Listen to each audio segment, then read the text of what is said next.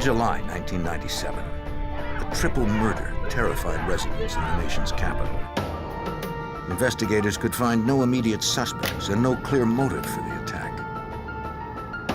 Metro DC police turned to the FBI for help. They hoped the Bureau's technical expertise could bring justice for the victims of the triple homicide.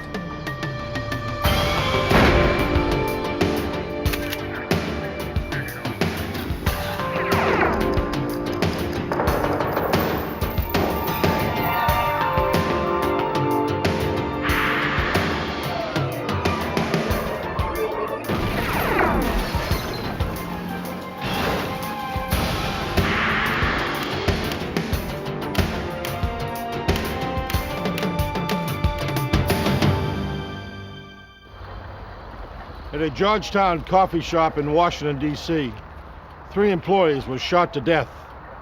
Evidence at the crime scene pointed in many different directions. Was this a hate crime, a robbery gone wrong, or an act of cold-blooded vengeance against one of the victims? I'm Jim Kallstrom, former head of the FBI's New York office.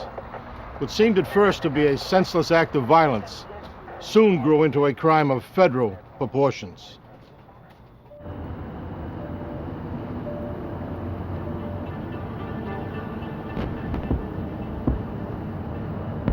In 1997, Washington, D.C. and its monuments played host to thousands over the 3-day 4th of July weekend.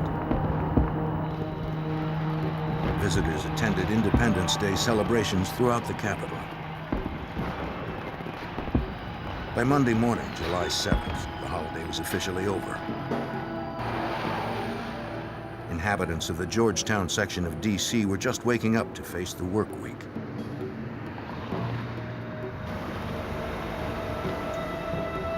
At 5:15 a.m., the day shift supervisor at a popular coffee shop arrived to prepare for the onslaught of rush hour. She was surprised to see the night manager's car in the parking lot. The shop should have been closed at 8 p.m. the previous night.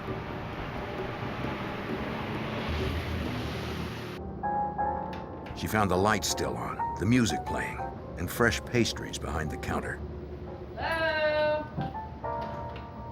Yet no one seemed to be there, and the shop hadn't been thoroughly cleaned.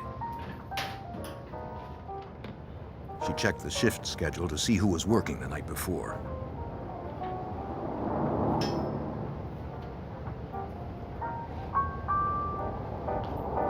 Katie? Katie? She headed toward the back room, searching for her colleagues or some sort of Katie? explanation. Katie? There, she found the slaughtered bodies of the night crew. Oh my God! Oh my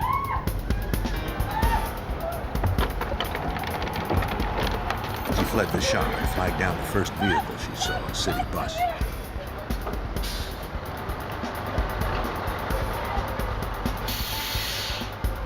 The driver called the police.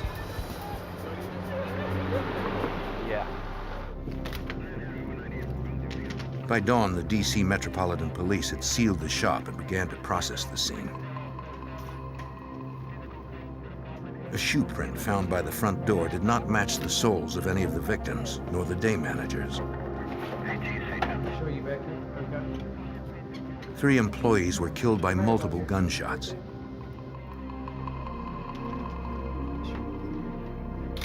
Night manager Katie Mahoney, age 24. 18-year-old Aaron David Goodrich, and Emery Allen Evans, age 25. The victims had apparently been caught in the middle of their cleanup routine sometime after closing at 8 p.m. Katie Mahoney, who sustained most of the gunfire, was apparently still holding her keys when she fell. To Metropolitan Police Detective James Trainham, the wanton violence seemed like an act of personal vengeance. When I first learned of how the bodies were positioned and the number of shots that had been inflicted on Katie, one of the initial theories was it was a domestic, that she had had a fight with a boyfriend and ex-boyfriend. The other 2 were in the back room, giving them some privacy. She had gone to the back, followed by the boyfriend, and he exploded, shot her multiple times, and then shot them as they tried to come to her assistance. 6 spent casings and 4 slugs from a .380 semi-automatic were collected from the floor. In the ceiling over the safe, they discovered one of 3 slugs from a .38 revolver. Multiple shots from 2 different guns suggested at least 2 gunmen. Detective Trainham now theorized that it might have been a robbery gone horribly wrong. When we found out that there were 2 guns and that there was a shot to the ceiling above the safe, which is typically a warning type shot, then that's when we started looking at commercial robbery. Now, was it totally conclusive that that made it a robbery? No, absolutely not. If it was a robbery attempt, the gunmen had likely panicked since they left empty-handed. The cash drawers were untouched, and there were no signs the safe had been tampered with. A receipt showed that one of the employees purchased a pound of coffee at 8:40, which meant they were likely still alive 40 minutes after the shop had closed. Detectives spoke to one witness who stopped by the shop at about 9:15 the previous evening. He saw the 2 male employees inside cleaning, but the door was locked, so he left, assuming it was closed. Several other would-be customers told detectives that they had visited the store moments later at around 9:30. Then at 9:30, we had actually 2 groups of people independently walk up to the front door. The door was unlocked. They walked right on in. They looked around. They could see that the store was in the process of being cleaned up, but there was nobody there. So they figured that people were in the back, and they left at that time. So we figured, based on that sort of information, that the murders occurred between 9:15 and 9:30. But the day shift manager told the detective that when she arrived in the morning, the front door was locked. The back door had been locked as well. There was no way to lock them without a key. If it was an inside job, she had a good idea of who it might be. One of the first things she told us about was an ex-employee who had been fired just a few weeks before that. He had a drug habit. He was a shift manager, so he had access to the safe, to the alarms. The night after the theft, Katie noticed a discrepancy in the cash drawers on her shift. She tracked the loss to a single employee and fired him. Fine. Stupid. The company did not press charges against the man, and he agreed to pay back what he took over time.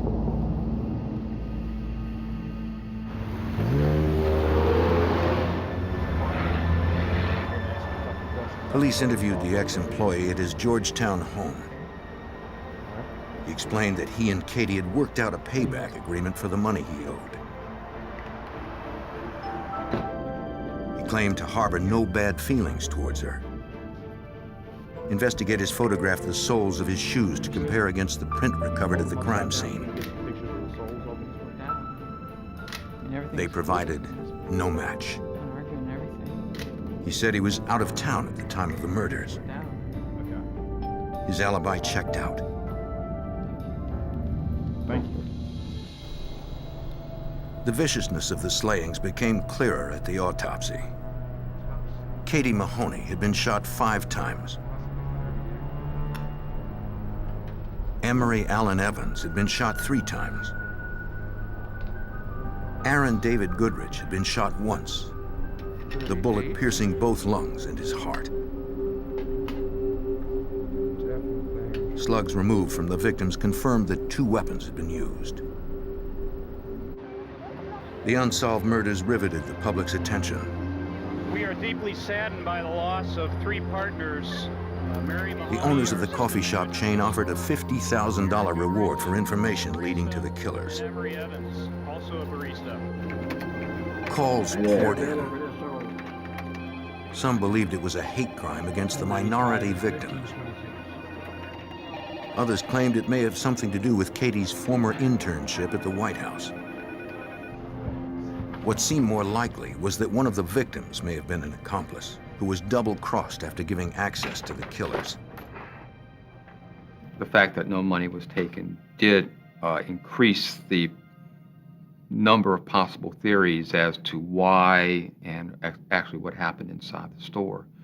But I think that once we did look into the background of the employees, once we found out what type of people they were, that began to eliminate a lot of the theories.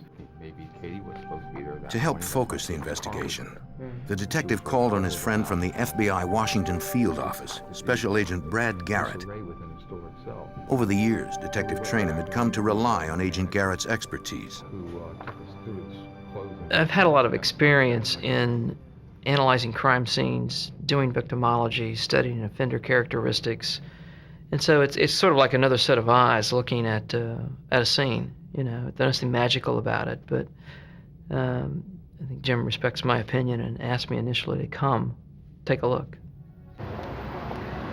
The next day, investigators returned to the coffee shop to search for more clues. They noted the store had no security cameras, and its alarm had not been breached the night of the crime. The front lock functioned properly and showed no signs of tampering. Perhaps the killers had entered with a key since the door was locked after the murders. The investigators tried to piece together events with what little they knew. They figured that the crew was still cleaning the store just after 9:15. That's when the killers must have burst in.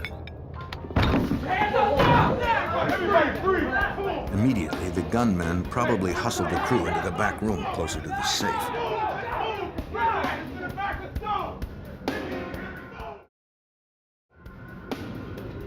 This is where they had apparently lost control of the situation. The bullet hole in the ceiling looked like a warning shot designed to get attention.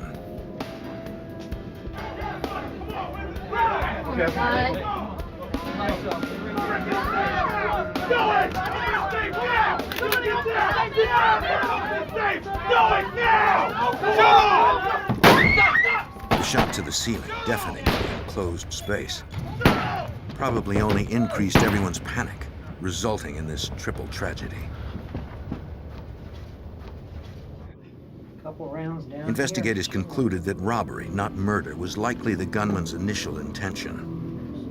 They also believed the perpetrators had robbed before and would do so again.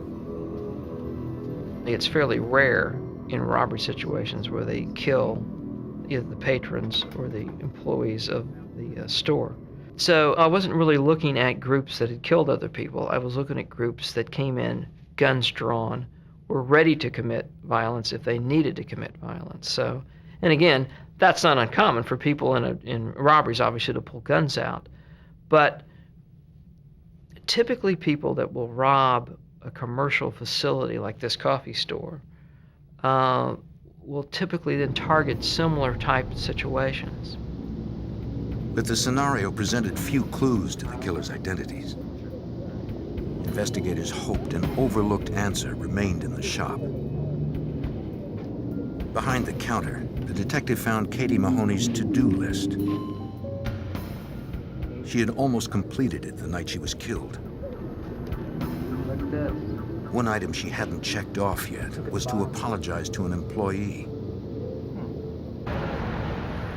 Detectives learned that Katie had reprimanded the employee for his less than professional appearance a few days before she was killed.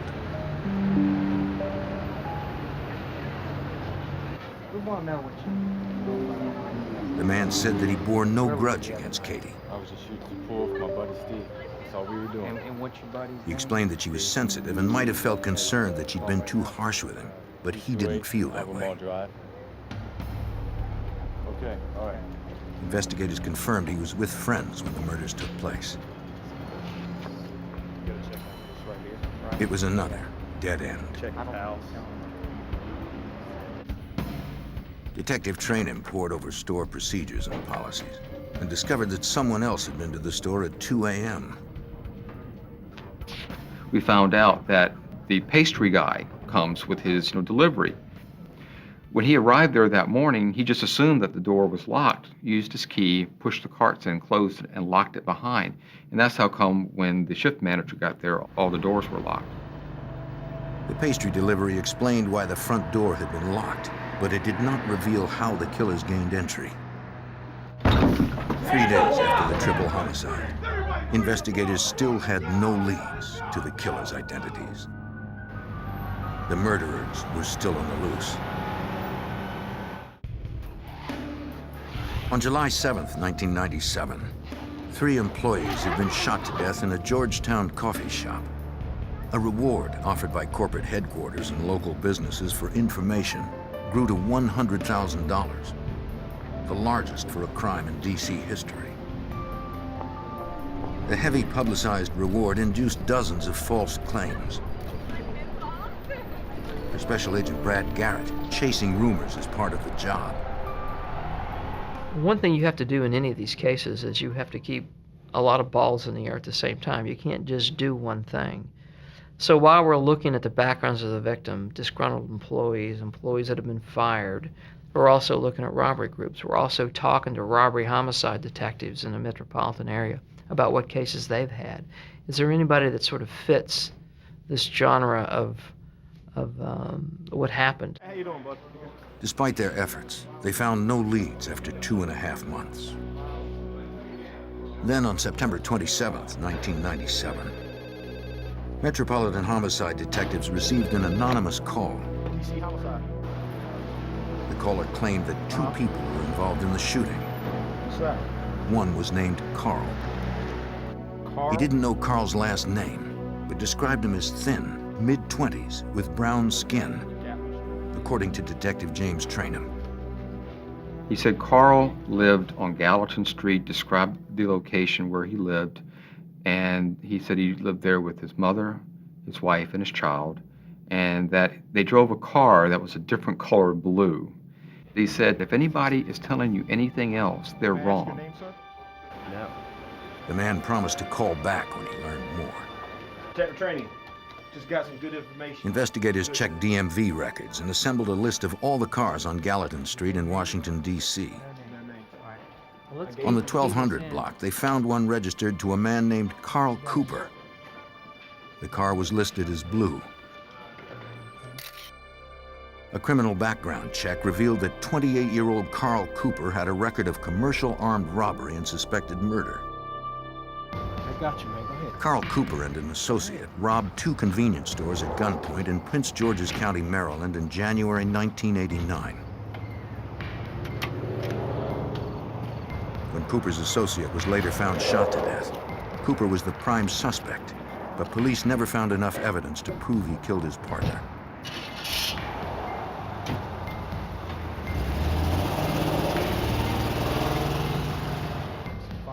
His criminal record, coupled with the anonymous caller's statement, made Carl Cooper the prime suspect in the coffee shop triple homicide. Investigators needed to find out more about Cooper. Special Agent Brad Garrett secured a warrant to establish a trap and trace on Cooper's home phone. A pin register and trap and trace would give you incoming and outgoing telephone numbers only. You cannot hear what goes on the line, but it records every time you dial a number out, it shows up on a screen, and every time someone calls into you, it shows up. And it shows up and shows the duration of the call. So what that did, obviously, it gave us who Mr. Cooper was talking to, what individuals out there in the community is he interacting with. Agents discovered that one man who worked as a local barber called Cooper's home frequently. Informants claimed the barber was likely Cooper's accomplice in the coffee shop killings. To gather more information on Cooper and those who visited him, undercover agents dressed as telephone repairmen and set up surveillance on Carl Cooper's house.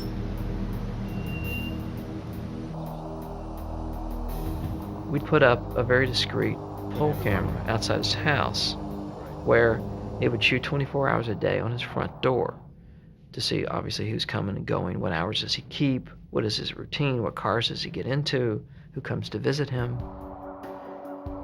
Agents didn't need a court order since it was public surveillance.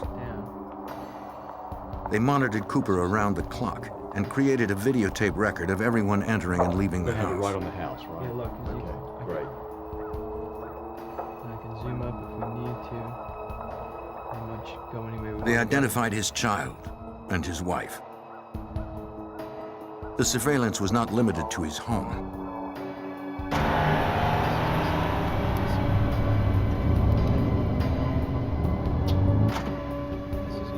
Teams were also assigned to tail Cooper throughout the city. Carl Cooper visited the barber's shop where his alleged accomplice worked.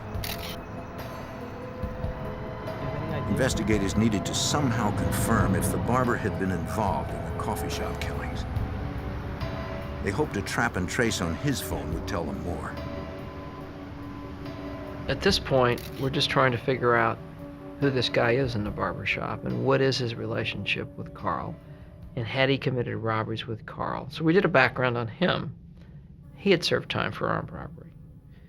And based on what sources were telling us, that the two of them, along with other individuals, had committed armed robberies. Agents discovered a stronger connection through the trap and trace on the barber's phone. They recognized the name of a woman who called the barber frequently. She was the former girlfriend of the robbery partner allegedly killed by Cooper several years earlier. She said that Cooper, the barber, and her boyfriend at the time were all friends before her boyfriend was killed. What kind of person was he? Now she only kept in touch with Was the he barber, calm? since she believed Cooper was responsible for her boyfriend's death. She also knew Cooper's wife and explained how she helped him with his crimes. Carl Cooper's wife purchased weapons illegally for him. One was a 9mm handgun. His wife used a driver's license with her maiden name and an old address, so the 9mm couldn't be traced back to her husband, Carl. That's $200? Carl's accomplices used their girlfriends in the same way. His wife, Melissa. The girlfriend was extremely cooperative. She was still interested in bringing closure to his case. And she gave us even more background on Carl Cooper and his associates. She told us about a third person who was working with them during the summer of 1997 committing robberies. Investigators placed Carl Cooper's alleged third man under surveillance.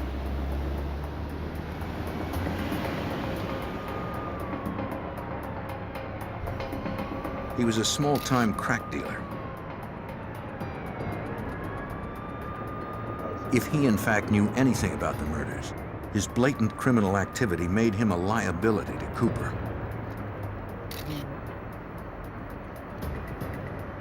Authorities planned to arrest the dealer after a series of undercover drug buys and force him to come clean about the murder suspect. But it would take weeks, perhaps months, to establish trust and purchase enough crack to charge him with felony drug trafficking.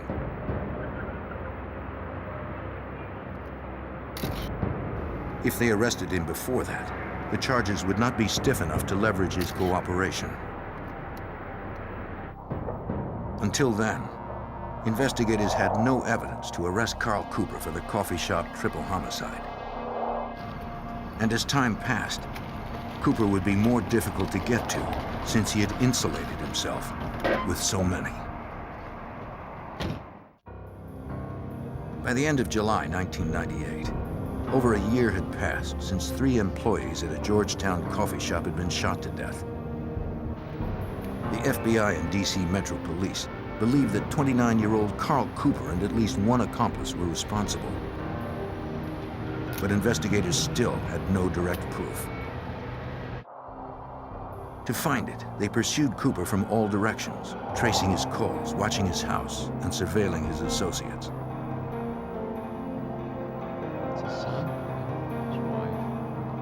Despite their relentlessness, Cooper remained just out of reach. But investigators did learn that Cooper knew he was a suspect, according to FBI Special Agent Brad Garrett. As you move into these cases further and further, and you talk to more and more people, particularly people on the street, the word's going to get back to whoever you're looking at, if they're out on the street. And it did. I mean, he knew in fairly short order that the police and the FBI were taking a look at him. The FBI and Metro DC police were not the only agencies investigating Cooper. In nearby Prince George's County, Maryland, Sergeant Joseph McCann was investigating Cooper for the attempted murder of a police officer. Jim, Joe McCann, how are you? The sergeant was working with a female informant who also wanted to tell the FBI what she knew about Cooper. The informant and Mr. Cooper had committed several armed robberies together, which is the reason why the informant was in jail for armed robbery at the time. So she knew him very well. I was the getaway driver. There's 2 others involved. Investigators interviewed her at a prison in Pennsylvania. Though she had no direct knowledge of the coffee shop murders, she knew firsthand how Cooper operated. The woman told about a pizzeria robbery that they'd committed in September 1996. Cooper was the leader. She was the driver of the stolen getaway car. Cooper's friend, the barber, and the woman's boyfriend at the time were also in on the job. She said that Cooper carried 2 guns into the restaurant that night, as he usually did. All right, everybody, don't move! Don't move! Keep quiet! His job was to shoot anyone who didn't obey orders. Where's something I wanted? Right now, let's go! Come on, let's go! Go, guys, go! Hurry up! Move! No gunfire was needed that night. They collected the cash drawer and wallets and made a fast getaway. Tell me just as best you can recall what Cooper told you. The informant wasn't finished. She told investigators about another robbery shortly after the pizzeria heist, when Cooper had fired his weapon.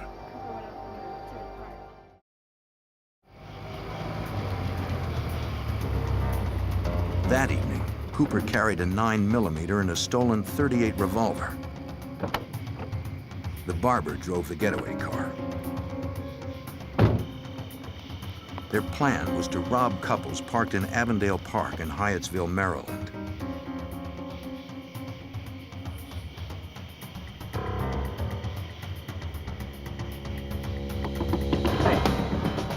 Give me your money.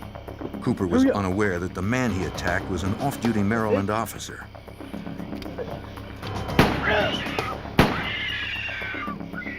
Cooper fired twice, hitting him once.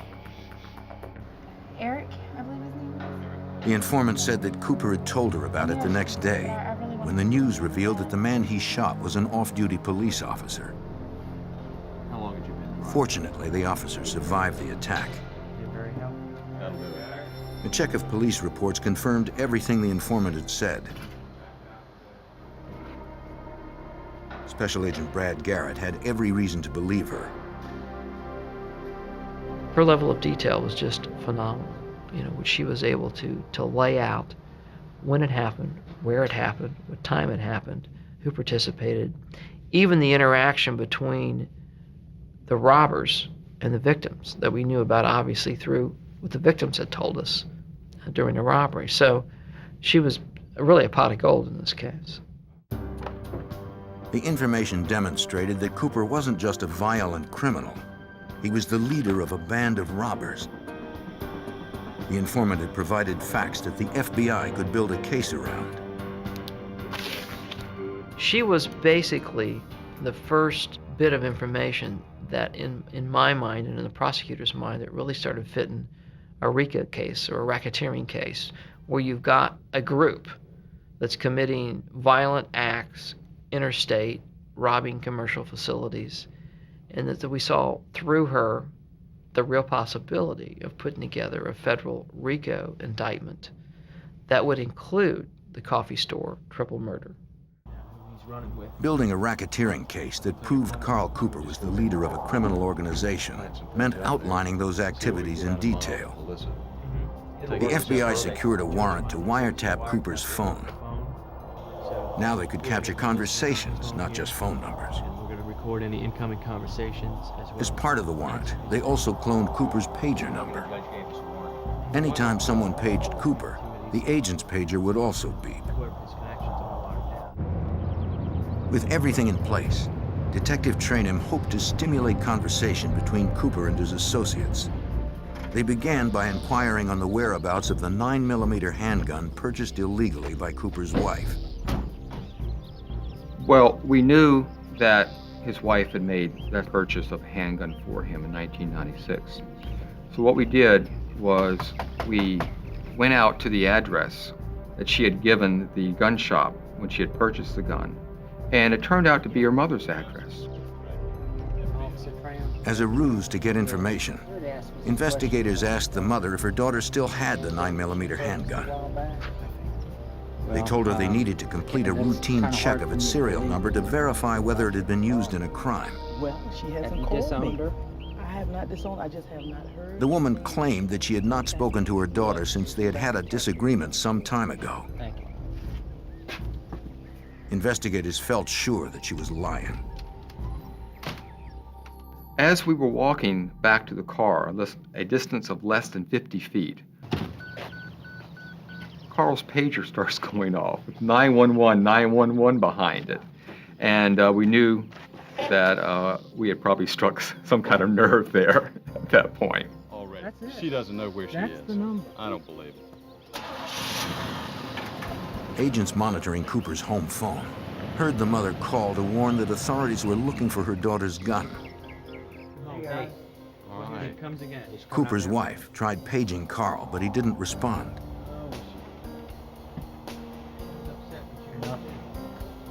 Next, she called her father, panicking because she couldn't find the weapon and feared that she'd be implicated in her husband's crimes. If anybody's going to worry, she's Carl's wife was on a cordless phone, sitting outside on the front porch, and she's on the phone to one of her relatives, hysterically sobbing about how the police are going to lock her up for this gun, that Carl's done something with this gun, and that she looked in the hiding place in the house and the gun wasn't there, so Carl must have it.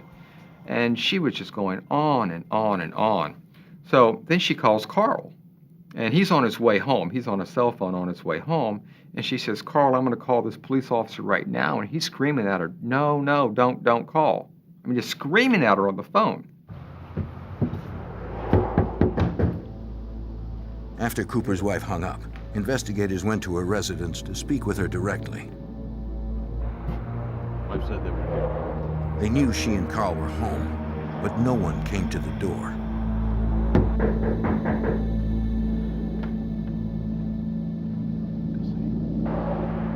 After almost 14 months of pursuit, investigators were confident they were closing in on the suspected murderer.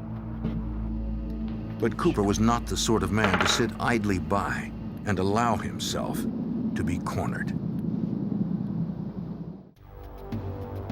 In September 1998, Metropolitan Washington, D.C. police and the FBI continued to pursue Carl Cooper, the alleged ringleader of an armed gang wanted in the triple homicide of 3 Georgetown coffee shop employees.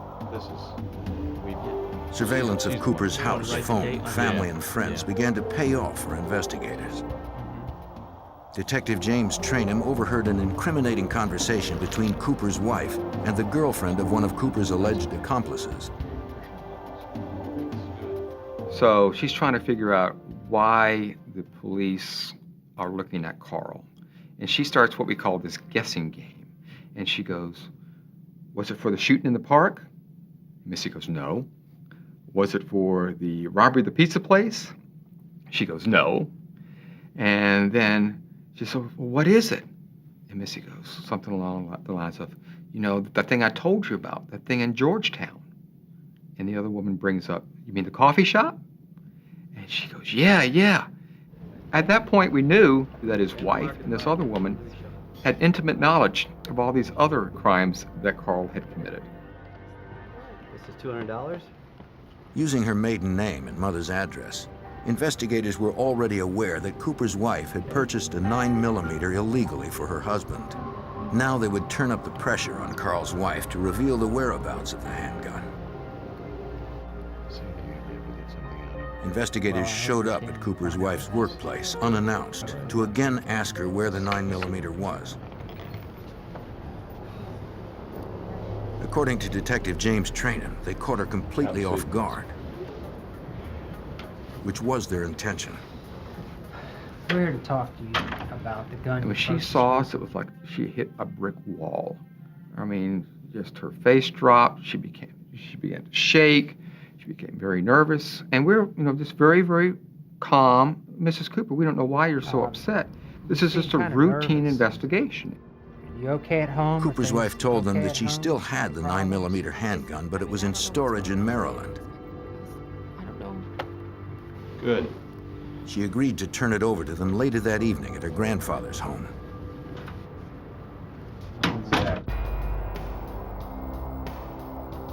Close to the appointed time, FBI agents watched suspected murderer Carl Cooper removing what appeared to be a gun case from his house.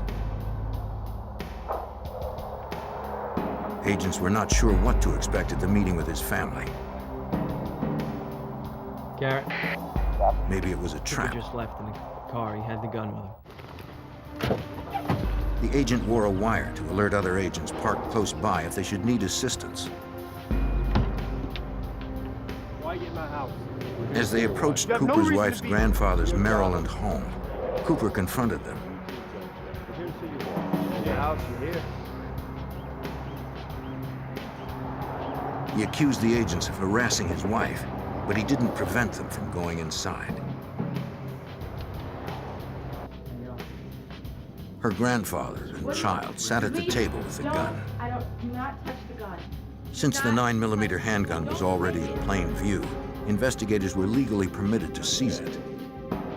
That type of weapon was not used in the coffee shop killings, but it was the same type used to shoot an off-duty officer in a Maryland park.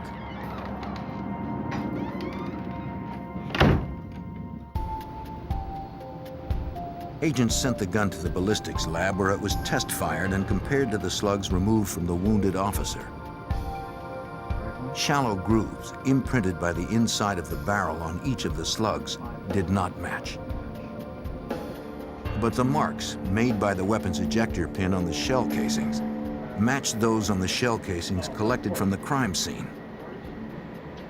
Experts determined that the barrel might have been switched or altered, but they agreed that this was definitely the gun used to shoot the officer in Maryland, according to Sergeant Joseph McCann. Once we received that ballistic report and we confirmed that this weapon that was registered to Carl Cooper's wife was used to shoot an off-duty Prince George's County police officer, at that point we had entered into a completely different realm in the investigation. It stepped it up considerably at that point. Though investigators had evidence against Cooper for that crime, they had little to charge him for the Georgetown triple homicide or for federal racketeering. To get to Cooper, Special Agent Brad Garrett and his team turned back to one of Cooper's alleged accomplices, a crack dealer who had been under surveillance for months. We set up multiple crack buys from this guy until eventually we got up to a quantity that he faced a mandatory minimum sentence in federal court, and then we arrested him. The key was to get him to help us. Investigators would pressure him to inform on Cooper in exchange for a reduction in his trafficking charges. 1, 2, 3. To avoid years in prison, the dealer agreed to wear a wire. He wasn't as close to Cooper as agents had hoped. But the dealer was close to another one of Cooper's alleged accomplices. Hey, his what's friend up? from the barber shop. Good, good. He called the barber to set up a I was wondering meeting. if I can meet with you guys.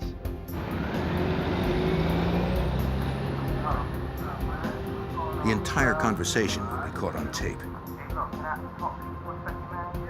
The informant told the barber that police had stopped him on the street, asking questions about their involvement with Carl Cooper in the triple homicide. The barber was already aware of the investigation and assured him that he had nothing to do with it. Barbershop guy kind of whispers to the drug dealer, "Look, I know Carl did it. He called me the night before and he wanted me to go along with him. But he never called me back. I said I would, but he never called me back. And then the next morning, bam, they were dead." Other than the anonymous caller that put them on the trail shortly after the crime, this was the FBI's first real connection between Cooper, his gang, and the coffee shop homicides. Now it was the barber's turn to be taken in. Agents hoped he would be the key to taking a triple murderer off the streets. A year and a half after a botched robbery and triple homicide in a Georgetown coffee shop, the FBI and Washington Metro Police were closing in on a gang of suspected thieves and murderers. The barber, believed to be one of them, told an FBI informant that he had agreed to rob the coffee shop with ringleader Carl Cooper. But Cooper never called him back, so the barber figured Cooper had committed the crime by himself. FBI Special Agent Brad Garrett decided it was time to question the barber directly and find out how much he knew about Cooper. So we thought at that point, well, the barbershop guy obviously knows something about this, but he's basically saying he would have participated but wasn't called, so didn't participate. So we weren't sure at that point. Now, then, did Cooper do it alone? Did he pull somebody else in to help him do the robbery? We weren't really sure, but we then had enough that we could charge the barbershop guy.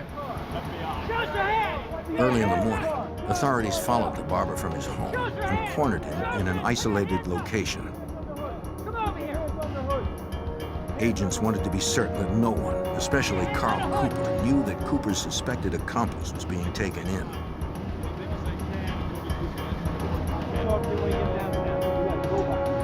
The barber was arrested without incident and transported to the FBI office for questioning.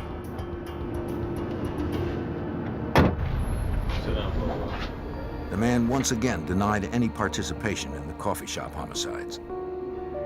But he did tell agents what Carl Cooper had said the night before the crime. He told us that Carl had come to him and said, you know, I've been surveilling this coffee shop. It doesn't have any surveillance cameras. They take in a lot of money, and I want to hit it. And he said, okay, I'll go with you. What do you want me to tell you? The barber maintained that Cooper never called him back. Start at the beginning. And as far as he knew, the ringleader had no other accomplices on the job. Even if the barber hadn't participated in the coffee shop murders, authorities had enough to charge him with conspiracy to commit armed robbery. Hoping for leniency, he told them what he knew about Cooper. On May 1st, 1993, he and Cooper committed their first crime together. The barber didn't have a gun, but Cooper said he would get one for him. They spotted an armed security guard at a D.C. apartment building. Cooper snuck up on him. Hey.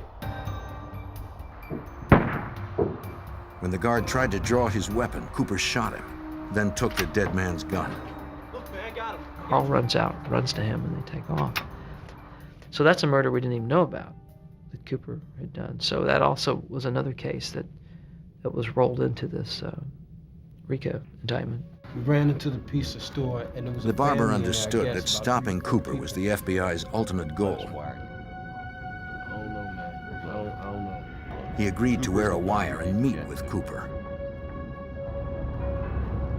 Agents followed the barber through less populated roads after he picked up Cooper in his car. In the course of their recorded conversation, Cooper expressed his rage that the authorities were on his back. Did you hear that, Nick? Yeah. Sounds like he wants to kill a DC cop. He vowed to kill Agent Garrett and Detective Trainham. He also admitted that at one point he had seen Brad Garrett on the street, and he had followed him for a while, and he was laughing about how Brad didn't know that he was being followed. And so it was a bit unnerving, but we knew that we had to arrest Carl pretty quickly after that. Authorities weren't going to take any chances. A few days later, they decided to arrest him for shooting the officer in Maryland. They hoped a search warrant for his house would provide the physical evidence needed to tie him directly to the coffee shop slayings. Inside Cooper's home, officers found ski masks, law enforcement clothing, and a variety of ammunition. But none of it could prove that Carl Cooper had murdered the 3 employees at the coffee shop.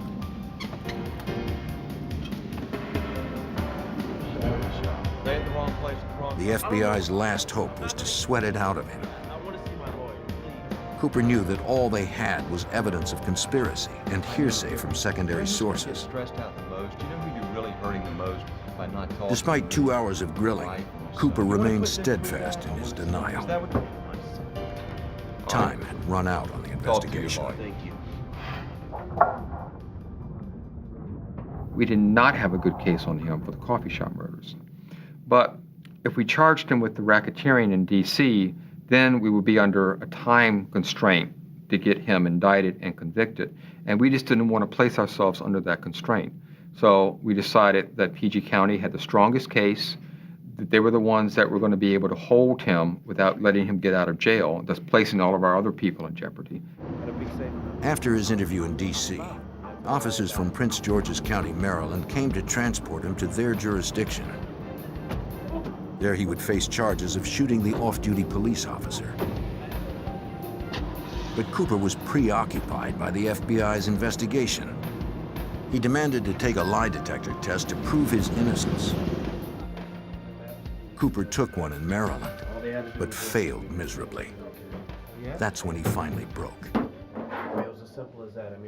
I think that Carl felt that we had him in a box for the coffee shop murders, and that he was going to be charged with those, and that he was going to go down for those. So he wanted to put his spin on it to put him in the best light possible. Of course, with him being the only person, who could he blame it on but the victims? And that's what he tried to do.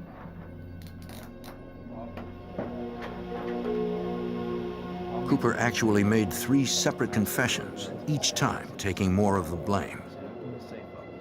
In his final confession, he claimed total responsibility for the coffee shop killings. He said he planned and carried out the robbery after spending time casing the shop. He called his accomplice, the barber, but then decided he could handle it on his own. He didn't want to lose the window of opportunity after the shop closed and before the crew went home.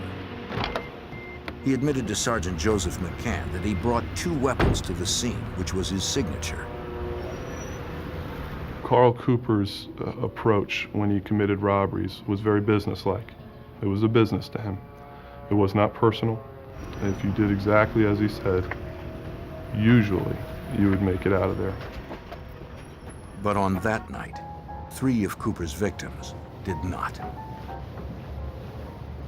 At about 9:20, Katie Mahoney, Emery Evans, and Aaron Goodrich were towards the end of their cleanup routine. For some reason, no one will ever know why. When Cooper arrived at the shop, the door was unlocked. He ordered everyone into the back office where the safe was kept. Go in the back room, they're moving, Back room. According to Cooper, the female manager tried to escape when he fired his warning shot into the ceiling. Cooper began to lose control of the situation and of his temper.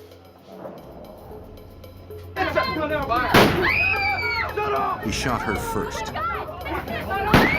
then the others.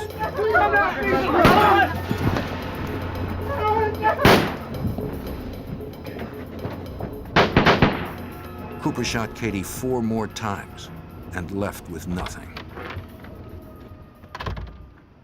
I think people were very surprised that one individual had committed this act. That I think it's beyond most people's comprehension that one person could go in where there's 3 employees and try to commit a robbery. He said he rushed back home, laundered his clothes, and disposed of the weapons. They were never recovered.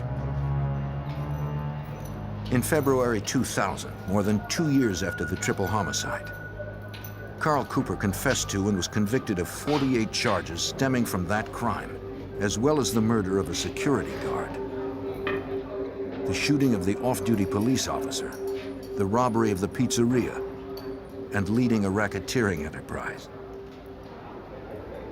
By pleading guilty, Cooper avoided the death penalty. He was serving a life sentence with no possibility of parole and no appeal.